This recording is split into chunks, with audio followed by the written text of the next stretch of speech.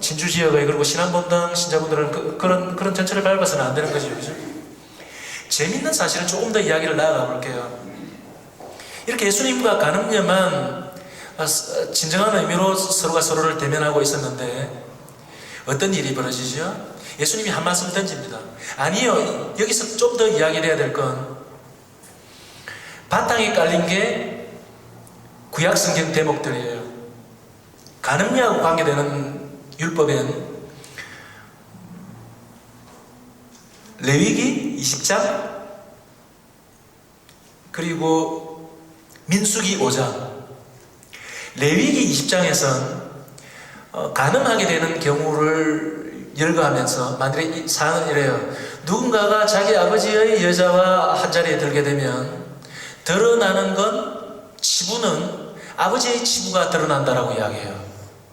그리고 누군가가 자기의 형제의 아내라든지 여자와 한자리에 들게 되면 드러나게 되는 건 그 형제의 치부가 드러난다라고 이야기해요. 이 말은 뭔가 하면 좁은 의미로 대면하게 되는 것은 그 여자지만 더 드러나서 대면하는 것은 항상 더 많다는 것입니다. 이 율법이 이야기하는 건. 이해하시겠어요?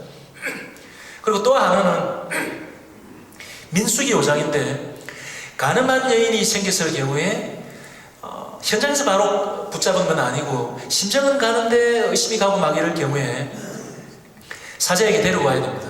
그러면 사제가 성전 안에 있는 지성소에 속죄제를 위해서 황소를 살라 바치고 그 제가 성전 바닥 안에 깔려있는데 그 제를 긁어다가 물에 타서 이걸 그 여인한테 먹이면 그 여인이 간음했을 경우에 배가 불러오고 주님 앞에서 말이죠, 그죠? 허벅지가 떨어져 나간다라고 이렇게 신비하게 표현합니다. 굉장히 마술적으로 보일 수 있겠지만 그리고 이 상황에서 사제는 네가 만일에 간음을 했을 경우에 간음을 했음에도 불구하고 이 물을 마실 경우에 벌어질 일에 대해서 적은 종이를 불에 태워가지고 물에 같이 탄다라고 이야기되어 있습니다. 왜 예수님이 고개를 숙이고 땅바닥에 뭔가를 적고 계셨는지 아시겠어요?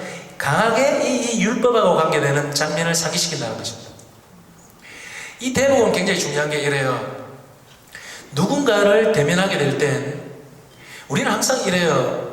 우리가 누군가를 대면하게 될 땐 습관이 있어요. 항상 어때요? 저놈이 아니면 저 여자가 어떤 사람일까? 주임 신부님이 새로 온다든지 이러면 주임 신부님이 도대체 어떤 사람일까? 최대한 알고 싶어하고 그래서 벗기기 시작합니다. 제 양반이 겉으로는 거룩한 것 같는데 겉으로는 히히 이러고 있는데 무슨 꿍꿍이 속에 있지? 막 이러면서 벗기기 시작합니다. 여러분들 그렇지 않은가요? 진상을 알고 싶어하고 막 이렇습니다. 그런데 사실은 얼굴의 특징은 대면할 때 얼굴의 특징은 벗기는 것하고 상관없이 우선적으로 얼굴은 드러납니다, 여러분. 그리고 생각했던 것보다 훨씬 더 많이 드러납니다. 이 이야기가 무슨 말인지 좀 굉장히 헷갈리기 시작하죠, 그죠? 제가 한번 아줌마 버전이 막당한 게 잘 떠오르지 않네요, 그죠? 항상 내가 보기를 원하는 게 있어서 자꾸 얼굴을 좀 벗기려고 하지만 우리가 당혹스러워하는 건 벗기는 것하고 상관없이 우선적으로 더 많이 뭔가가 드러나 버립니다. 얼굴은 특징이 뭐예요, 여러분들? 신체의 다른 부위하고 차이점이 뭐예요? 얼굴은 항상 특별한 상황 그리고 특별한 직업 이런 게 아니면 항상 드러나고 노출되어 있어요. 맞습니까? 그리고 얼굴 안에서도 제일 노출된 게 뭐예요? 눈입니다. 눈은 아무것도 가리는 게 없어요, 여러분. 그래서 제대로 대면한다는 건 시선을 맞춘다는 걸 의미하죠, 그죠? 제가 왜 이런 말씀을 드리는가 하면 얼굴은 항상 내가 벗기기도 전에 이미 노출되어 있다는 것입니다. 그리고 우선적으로. 그리고 내가 굳이 벗기지 않더라도 항상 더 많은 게 노출돼요. 이 사안이 예수님을 둘러싼 이 장면에서 그대로 드러나고 있거든요. 예수님이 이렇게 이야기합니다. 거기 모인 사람들한테 네가 죄가 없으면 돌을 던져라. 먼저 돌을 던져라라고 이야기합니다. 먼저. 그럼 제가 물을게요. 돌을 던질 때의 특징은 뭐예요? 그 사람을 제대로 대면하고 적당한 충분히 대면하실 수 있을 정도의 거리가 아니고 멀리 떨어져서 제대로 대면하지 않으면서도 돌을 던질 수 있네요. 맞습니까? 그리고 누가 던진 돌이 결정타가 되었는지 알 수가 없어요. 책임 전가가 됩니다. 그런데 누군가가 먼저 의식적으로 드러나게 돌을 던지게 되면 어떻게 되겠어요? 이야기는 완전 틀려집니다. 어떻게 틀려지죠? 지 얼굴이 노출됩니다. 지 얼굴이 드러납니다. 그렇게 되어버리면 예수님이 이렇게 명시적으로 먼저 돌을 던지라고 했을 때 돌을 딱 던지면 어떻게 되겠어요? 싫건 좋건 그 전혀하고 대면할 수밖에 없어요.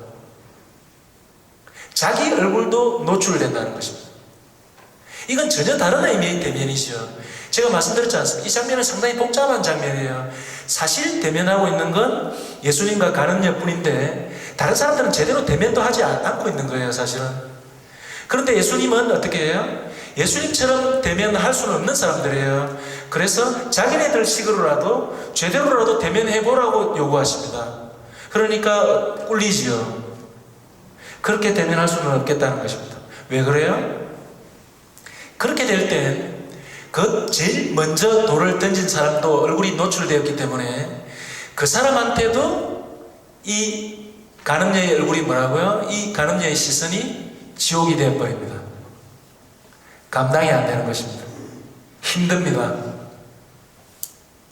약간 어렵습니까? 왜 이렇게 넉넉한 표정들을 짓고 있나요? 이런 이야기 처음 들어보세요?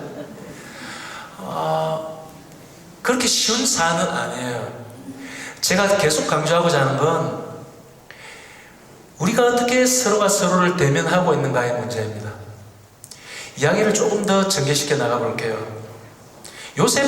어제 요셉 성인 대축일을 지냈지요. 그래서 가톨릭 교회에서는 굉장히 의미심장한 분이십니다. 그리고 많은 부분에 있어서 주보 성인이지만 죽을 때 임종 때의 주보 성인이고, 왜 그런 것일까요? 요셉하고는 어떤 사안이 벌어졌는가요? 저는 이렇게 제안하고 싶네요. 우리 유다 그리스도교 신구약 계시 전통을 통해서는 우리에겐 명시적으로 2명의 요셉이 주어졌어요. 맞습니까? 그리고 이 2명의 요셉의 특징은 꿈장이입니다. 꿈입니다. 꿈. 맞습니까? 예. 꿈의 특징이 뭐죠, 여러분들? 비교적 꿈 밖에선, 현실에선 잘 대면할 수 없는 사람도 꿈속에선 제대로 대면할 수 있는, 다르게 대면할 수 있는 길이 열리는 것입니다. 이 꿈장이 요셉 둘한테 공통부모로 생긴 건 생명이 위협을 받았습니다. 맞습니까? 그건 뭐죠? 에덴 동산 밖이라는 것을 바로 체험했다는 것입니다. 내 옆에 있는 형제들, 바로 이 사람들이 나에게 늑대라는 것, 그죠? 그래서 이집트로 갈 수밖에 없어요. 맞습니까? 둘 다. 재밌지 않습니까, 이건? 그런데 차이점이 있어요. 구약의 요셉은 이집트에 머물렀어요. 맞습니까? 그런데 신약의 요셉은 어때요?